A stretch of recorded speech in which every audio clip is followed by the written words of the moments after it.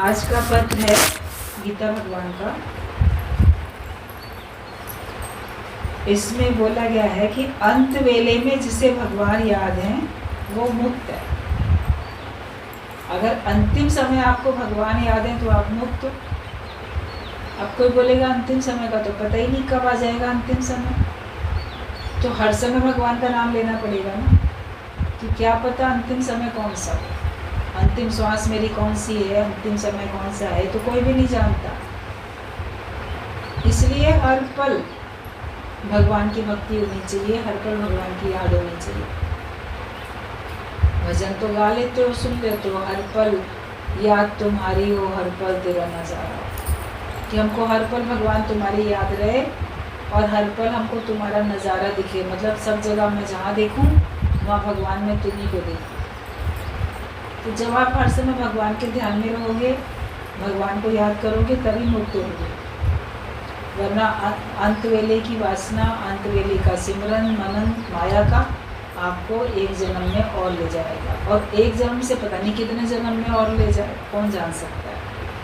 इसके लिए अपने ऊपर बड़ी कृपा करने की ज़रूरत है कि हम हर समय भगवत भाव में रहें और दूसरों को भी भगवत भाव में रहने दें।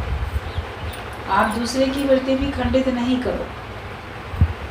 कभी कभी आप दूसरे की वृत्ति खंडित करते हो, क्या पता वो मन ही मन में भगवान का कोई नाम जप रहा हो, कोई मंत्र जप रहा हो, कोई भजन याद कर रहा हो, कोई दृष्टांत सोच रहा हो, कोई पॉइंट सोच रहा हो, या वो किसी अच्छे पॉजिटिव विचारों में हो, वो कुछ बहुत अच्छा सोच रहा हो, वो अंदर से खुश हो, लेकिन आप जाके उसको कोई दिक्कत परेशानी बताओ, कोई समस्या बताओ, तो वो अपने उस वृत्ति से हट के आपकी बातों में लगेगा, तो उसका तो नुकसान हुआ, उसकी एकाग्रता तो भंग हुई। तो किसी को भी आपने एक निराकार परमात्मा से कह दिया और एक साकार गुरु से कह दिया, वो भी एक बार। गुरु से भी रोज़ रोज़ अपनी समस्याएं नहीं रखो, सेम बातें रोज़ रोज़ रिपीट नहीं करो, मगर निराकार के अतिरिक्त और साकार गुरु के अतिरिक्त हमें किसी से भी अपनी समस्याओं को डिस्कस बहुत करना नहीं चाहिए। जहाँ अति आवश्यक है वहाँ एक बार बता दो, देखो मेरे साथ में ये समस्या है। अगर वो उसका समाधान आपको बता देता है तो वेल एंड गुड, अच्छी बात है, बता देगा। या अभी नहीं बताया है तो कभी बता देगा, उसके कानों में आपने बात डाल दी। उसके बाद रोज़ रिपीट नहीं करो। उससे क्या होता है कि आपकी मनोवृत्ति भी खराब होती है और दूसरे की भी होती है। वो जो अपने ज्ञान के मार्ग में मान लो आगे बढ़ रहा है तो उसकी भी रुकावट आती है। तो हम व्यवधान डालने वाले ना बने, तो हम खुद भी मुक्त होंगे। आप जपे और नाम जपावे, सुनत कहत रहत गत पावे। तो खुद भी भगवान का नाम याद करो, दूसरों को भी भगवान का नाम याद दिलाओ, ज्ञान को सुनो, ज्ञान के हिसाब से रहनी बनाओ, तो आपको अच्छी गति मिलती है, मतलब आपको मुक्ति मिलती है। ये हमको सावधानी अपने ऊपर बहुत रखनी है, वरना ये आपके व्यर्थ में आप दोषी बनते जाते हो, और उस दोषी बनने से उसका दंड आपको ही भुगतना पड़ेगा। जो दोषी होता है दंड तो उसी को भुगतना पड़ता है। तो हम क्यों ऐसा करें, लापरवाही करें, असावधानी रखें कि हम फिर भगवान के द्वारा दंड हमको मिले। इसके लिए हमको खुद को बड़ा सावधान रहना पड़ेगा। दूसरे की गलती सबको दिख जाती है, अपनी गलती नहीं दिखती है। हमें अपनी भी गलती देखनी। मान लो दूसरे में 90% गलतियाँ हैं, तुम्हारे में 10% तो है, या तुम्हारे में 1% तो है गलती, कुछ तो है। या तो भाव तुम्हारे खराब है, वाणी तुम्हारी खराब है, कर्म तुम्हारा खराब है, कुछ तो है। तो हमें बस अपना सुधार करना है, अपना सुधार अपना उद्धार, इसीलिए हम आए। तो बोला कि अंत वेले में जिसे भगवान याद है वो मुक्त है। तो हम अपने से देखें कि हमको हर समय भगवान याद रहते हैं कि नहीं रहते हैं। Neither seek nor avoid, take what comes. भगवान को बोलो नहीं कि ऐसा क्यों किया, सब अच्छा होगा, तुम्हारी मर्जी और मेरी मर्जी एक है, खेल में बिल्कुल इंसाफ है। बोलते ना तो बहुत खोज करो, ढूंढने की कोशिश करो, और ना जो सामने है उसको अवॉइड करो, लेकिन जो मिलता है उसको आप सरलता से ले लो, स्वीकार कर लो। टेक व्हाट कम्स, जो भगवान की ओर से आता है उसको स्वीकार कर लो तुम। ना तो आप जो चाहते हो उसको उसकी खोज में लगो। सुख चाहता है ना व्यक्ति, सांसारिक सुख चाहता है, तो उसी की खोज में लगता है। मुझे माया कैसे मिलेगी, मुझे संसार के सुख कैसे मिलेंगे, तो उसकी खोज में भी नहीं लगो। और जो सामने है, ईश्वर की मर्जी तुम्हारे सामने है, उसको फिर अवॉइड भी नहीं करो। भगवान की मर्जी से तुम्हारे सामने वो परिस्थिति आई है, जो सामने आया है उसको आप स्वीकार करो, तो फिर आप आसानी से अपना जीवन जी पाओगे। और फिर भगवान को बोलो नहीं कि भगवान तुमने ऐसा क्यों किया। हर समय भगवान के प्रति ना बड़ा ऐसे शिकायत भरा रहता है, शुक्र नहीं मनाता, शिकायत करता रहता है। भगवान ने ऐसा क्यों किया, ऐसा नहीं करना चाहिए था, तुमने मेरे साथ ही ऐसा क्यों किया, भगवान तुमने बड़ी बेइंसाफ़ी की है। तो भगवान ने कोई बेइंसाफ़ी नहीं की है, भगवान तो हमेशा इंसाफ करते हैं। तो भगवान को बोलो भी नहीं कि भगवान तुमने गलत किया है, कि तुमने ऐसा क्यों किया। सब अच्छा हुआ, जो भगवान तुम्हारे साथ रचना तुम रच रहे हैं, जो परिस्थिति लाते हैं तुम्हारे सामने, वो सब अच्छी है। तुम्हारी मर्जी और मेरी मर्जी एक है। अपने को ऐसा ज्ञानवान बनाओ कि जो परमात्मा की ओर से परिस्थिति तुम्हारे जीवन में आती है, बोलो मेरी भी यही मर्जी थी, मैं भी यही चाहता था। आप नहीं बोल पाओगे कि मैं भी यही चाहता। जब दुख मिलेंगे, अपमान मिलेगा, कोई चीज़ आपके हिसाब से नहीं होगी, तो आप नहीं कह पाओगे कि मेरी भी यही मर्जी थी। आप कह पाओ कि नहीं, मेरी भी यही मर्जी है, जो तेरी इच्छा वही मेरी इच्छा, और वही मेरे लिए अच्छा। जो तुम्हारी मर्जी वही मेरी मर्जी। ठीक है भगवान, आपने ऐसा चाहा, मैं भी ऐसे चाहा। आप जो देना चाहते हो उसके लिए मैं तैयार हूँ। तो उसकी मर्जी और अपनी मर्जी मिला के एक कर दो। जो एक कर देता है वो जीवन आसानी से जी पाता है, वो खुश रहता है और वो मुक्त भी हो जाता है। तुम्हारी मर्जी कुछ और है, भगवान की मर्जी कुछ और है, लेकिन भगवान के आगे तुम्हारी चलेगी नहीं। चलेगी तो भगवान की ना। तो जब चलनी उसी की है तो उसकी रज़ा में राज़ी रहो। यही सबसे अच्छी भगवान की पूजा, भगवान की भक्ति है। कहा जाता है रज़ा में राज़ी रहना उत्तम में उत्तम भक्ति है। सबसे उत्तम भक्ति ये है कि भगवान की रज़ा में हम राज़ी हैं। उसमें रज़ा में राज़ी रहने से आपका मन खुश रहता है। शिकवे शिकायत करने से तो मन खुश नहीं होता है। आप राज़ी रहो भगवान की मर्जी में एक। तो तुम्हारी मर्जी और मेरी मर्जी एक है। खेल में बिल्कुल इंसाफ है। जो भी खेल चल रहा है उसमें इंसाफ ही इंसाफ है, बेइंसाफ़ी कभी भी नहीं है। आप सोचते हो बड़ी बेइंसाफ़ी हो गई, गलत हो गया, लेकिन सब कुछ ठीक चल रहा है। हम उसको ठीक करके देख लें।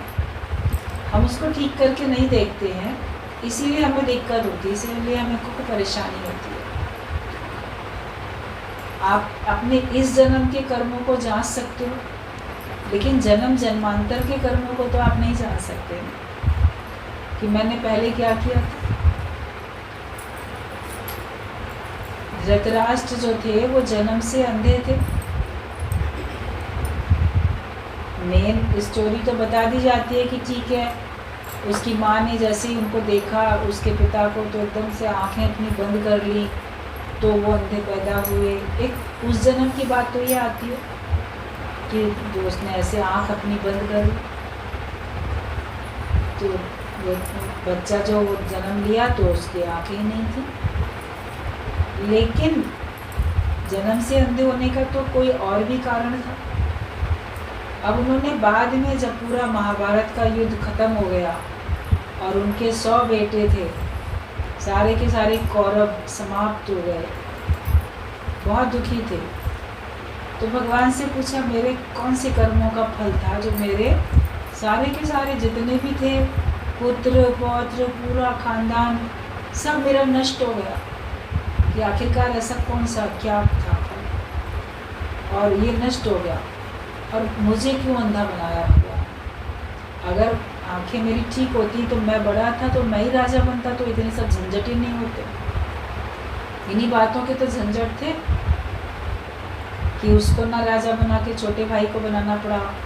महाभारत की स्टोरी आप लोग को सबको पता है कि जो नेत्रहीन है उसको राजा नहीं बनाया जा सकता, उसको बनाएंगे तो उससे उसके अंदर में दिक्कत परेशानी थी, उसके परिवार वालों को भी परेशानी थी।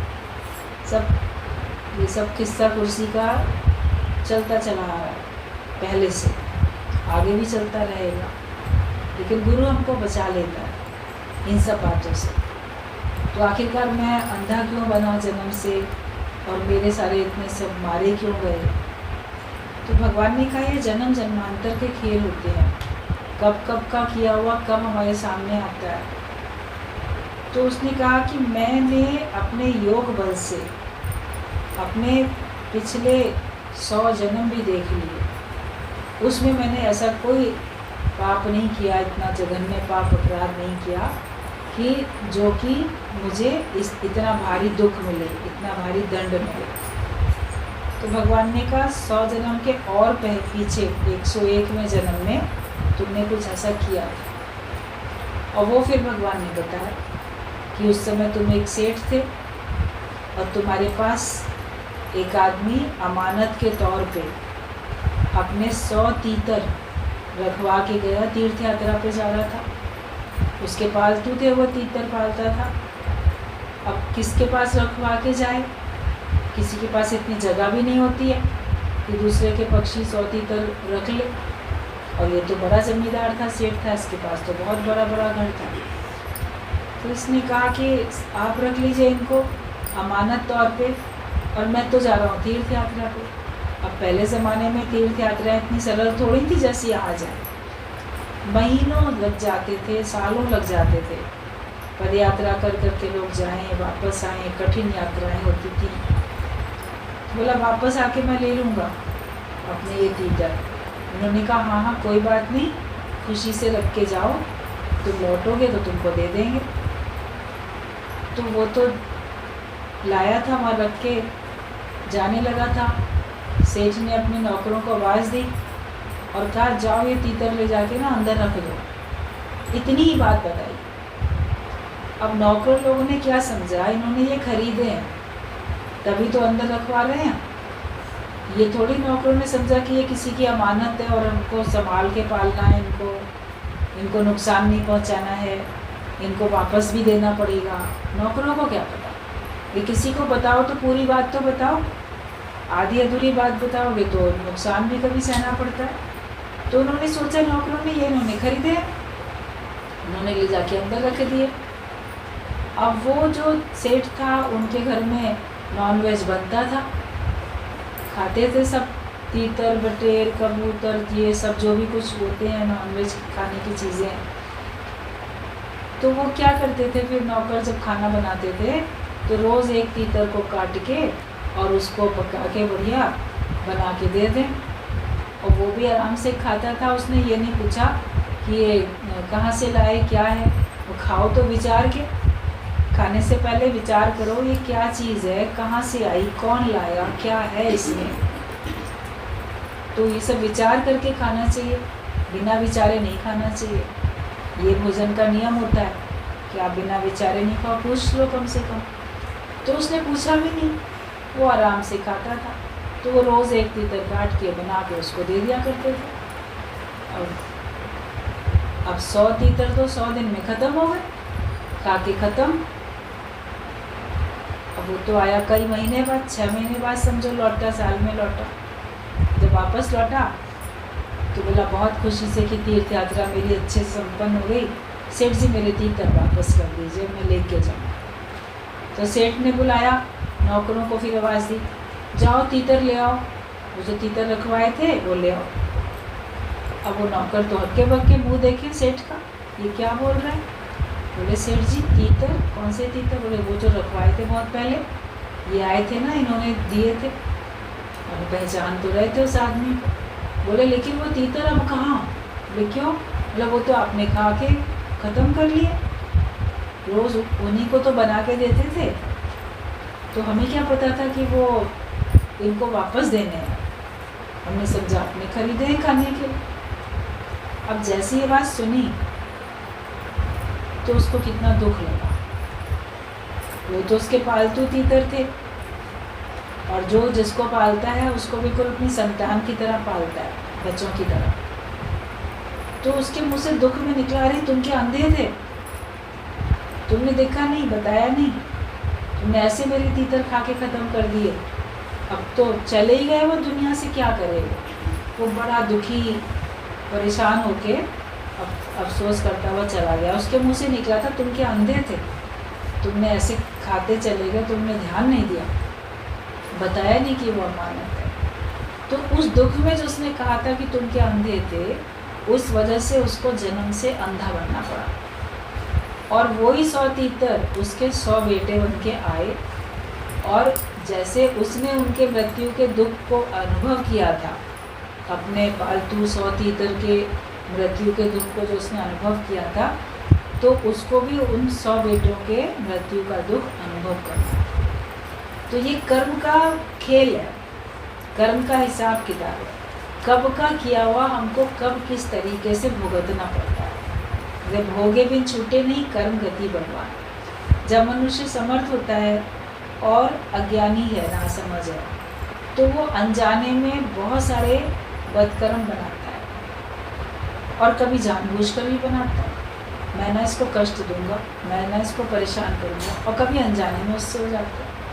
अब ये अनजाने में ही हुआ था उससे, लेकिन जानबूझ के करो या अनजाने में करो, बीज तो अच्छे कर्मों का भी और बुरे कर्मों का भी चला ही गया।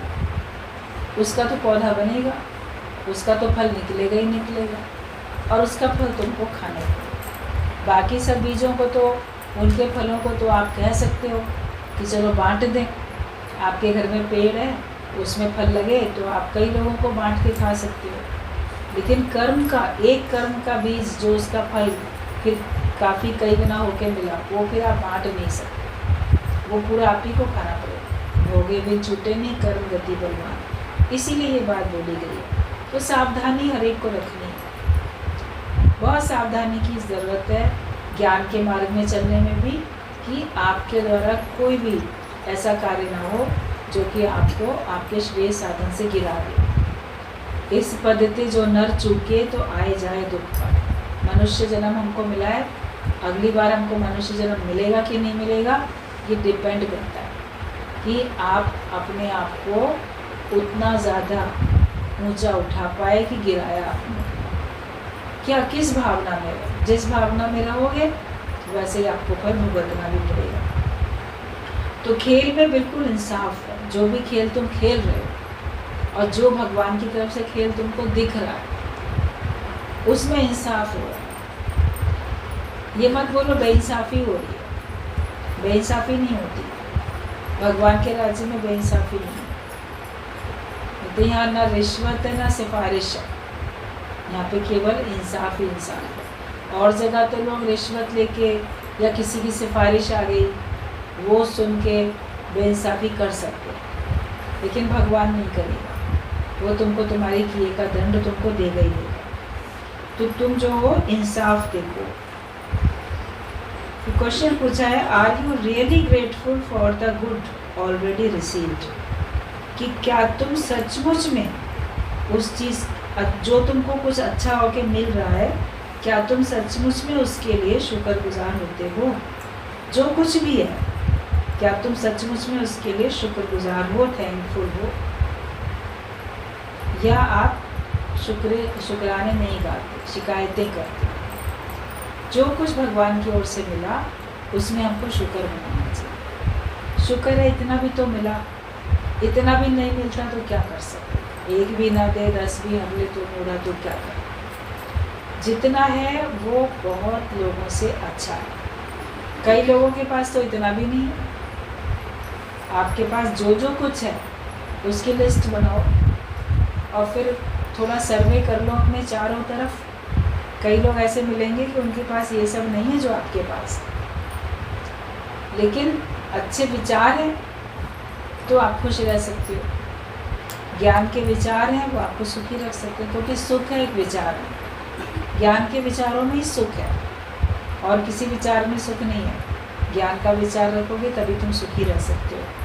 तो तुम शुक्रगुजारी रखो, और जो सत्य है वो नश्वर चीज़ों का तो नाश करता है और तुम्हारे लिए अमरता लेके आता है। तो सत्य मौत को नाश करके अमरता को लाता है। मतलब तुम्हारे लिए जो कुछ नश्वर है वो भले नष्ट होएगा, मगर जो नश्वर नहीं है, जो अविनाशी है, तुमको सत्य उस पद में पहुंचा देगा। शरीर नश्वर है, हम पहले शरीर में ही बैठे थे, लेकिन इससे उठा के सत्य हमको आत्मा में ले आता है जो कि अविनाशी है। तो फिर आपका भी नाश नहीं होता। अगर आपने कोई ऐसी चीज़ का सहारा लिया जो खुद ही टूटने वाली या डूबने वाली है, तो उसके सहारे आप भी डूबोगे, आप भी गिरोगे। लेकिन वहाँ से उठ के किसी ने आपको दूसरी जगह बिठा दिया, और फिर उसके बाद आप देख लो जहाँ से मैं उठ के चला गया था वो चीज़ ना अब नष्ट हो गई। वो बिल्डिंग वहाँ से हट के मैं दूसरी जगह आया और वो बिल्डिंग अभी ढह गई, तो आप बोलोगे ना वो तो गिरने वाली थी, या वो नाव डूब गई। जो भी आपने जिसका सहारा लिया वो नष्ट हुआ, मगर उसके नष्ट होने से पहले पहले आपने दूसरा सहारा ले लिया, आप दूसरी जगह शिफ्ट हो गए थे, तो फिर आप शुक्र मनाओगे ना। तो देह से उठ के अगर हम पहले ही ब्रह्म भाव में आ जाते हैं तो हम अमरता में आ जाते हैं, तो हमारा नाश नहीं होता। और फिर हम भले शरीर को नष्ट होते हुए देख रहे हैं कि सब जगत को हम नष्ट होते हुए देख रहे हैं, फिर बोल पाते हैं कि उस अवस्था में हम हैं जहाँ पे नाश कुछ होता ही नहीं, अविनाशी परम पद में हम पहुँच गए। तो ये सत्य है, ये ज्ञान है जो कि हमको अमरता की में ले आता है, अमरता की ओर वो हमको ले आता है। अपने को देखो कि हम अभी भी सत्य में पड़े हैं कि असत्य में पड़े हैं। हम अभी भी अपने को देह मानते हैं कि अपने को हम आत्मा जानते हैं। हम अपने को मरने मिटने वाला समझते हैं, या अपने को हमने अविनाशी सत्य समझ लिया। वो आप अपने को देखो, जब अपने को आप वो समझ जाओगे तो खुद पता चलेगा कि अभी मुझे कितनी जल्दी मेहनत करनी है, जितनी जल्दी हो सके अपनी यात्रा परमात्मा की तरफ हमको पूरी कर लेनी है, ताकि हम कष्टों से बच जाएं, परेशानियों से बच जाएं। दुनिया दुखों का घर है और सुख है तेरी गली में, तो क्यों हम दुखों के घर में रहते हैं? हम सुख की गली में क्यों नहीं चले जाते? जगत में रहोगे, जगत में दुख है। भगवान के विचार में, भगवान के भाव में रहोगे तो वहाँ पे फिर सुख ही सुख है। तो आप उस सुख में आ जाओ। आपका यही एक काम होना चाहिए, देह को भुला के आत्मा में आइए। गुरु हमको यही सिखाता है कि तुम देह से ऊंचे हो जाओ, फिर तुम्हारा कहीं पर भी कुछ नाश होने वाला नहीं। तुम तो परम पद में आ गए। मेहनत इसमें ज़्यादा करनी नहीं पड़ेगी। श्रद्धा विश्वास रखे, गुरु की बात को यस कर लेना कि ठीक है। तो फिर आप देखोगे कि आपको कोई मेहनत नहीं करनी पड़ेगी। रोज़ रोज़ एक ही बात बताई जाती है और उस बात पे हमको टिकना है, उस पर हमको हमेशा के लिए उसमें अपनी स्थिति बना लेनी। अपनी स्थिति बनाओ, ज्ञान को समझो, आज्ञा मान सदा सुख पाए। और अगर कोई दिक्कत लगती है तो फिर प्रश्न करो, पूछो। आपके पास जो भी समस्याएं हैं, जो परेशानी है, कौन सा ऐसा पॉइंट है जिसके ऊपर स्थिति बनाने में आपको दिक्कत आ रही है, आप सत्संग में प्रश्न करो। जब आप मनन करोगे तो आपके अंदर या तो निश्चय आएगा निकल के, या कोई समस्या प्रश्न आएगा उठ के। निश्चय आता है तो आप निश्चय बताओ आत्मा का, और अगर समस्या है तो प्रश्न के रूप में है तो प्रश्न पूछो, तो उसका हल मिलेगा, उसका जवाब मिलेगा। सत्संग केवल चुपचाप बैठ के सुनने का नहीं होता, इसमें संवाद होता है। एक होता है वाद विवाद, बहस हो रही है, डिस्कशन चल रहा है, किसी ने कुछ कहा, उसने कुछ कहा, तो वाद विवाद में क्या होता है, कभी लड़ाई झगड़े भी हो जाते हैं। और एक होता है संवाद, मतलब एक बातचीत चल रही है सीखने के लिए। वाद विवाद में तो होता है कि मैं अपनी बात को सही साबित करूँगा, दूसरा बोलेगा मैं अपनी बात को सही साबित करूँगा। लेकिन जो संवाद होता है तो वार्तालाप होती है।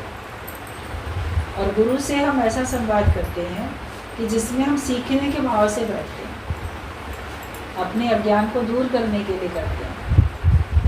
पूछने की हमारी जो इंटेंशन होती है वो फ़र्क होती है। और जगह पे बात करने की, पूछने की इंटेंशन फ़र्क है लोगों की। लेकिन जो शिष्य गुरु से बात करता है सीखने के भाव से, तो उसका तो भाव भी होता है ना सीखने का, तो इसलिए वो यस करता है। बच्चे टीचर की बात को यस करते हैं तभी तो पढ़ाई पढ़ के पास होके आगे क्लास में जाते हैं। अगर उसमें सीखना ना चाहें, उसमें बहस करें, तो टीचर का नुकसान थोड़ी है, बच्चों का ही नुकसान। जो नहीं सीखेगा तो आगे बढ़ेगा भी नहीं, तो वहीं पर ही अड़ा रह जाएगा। इसलिए हमको गुरु की कृपा का पात्र बनना है कि हमको जो कुछ बताया जाए उसको यस करके उठाते जाए। जितना हम उसको यस करके उठाएंगे उतना जल्दी हम जीवन मुक्ति का आनंद फिर ले पाएंगे। तो छोटा सा पत्र है ये, और इसमें बस लास्ट पॉइंट यही था कि सत्य जो है वो मौत को नाश करके अमरता को लाता है, हमारे जीवन में अमरता को लाता है। सत्य में रहो, असत्य से अपना हाथ से अपना दामन छुड़ा लो।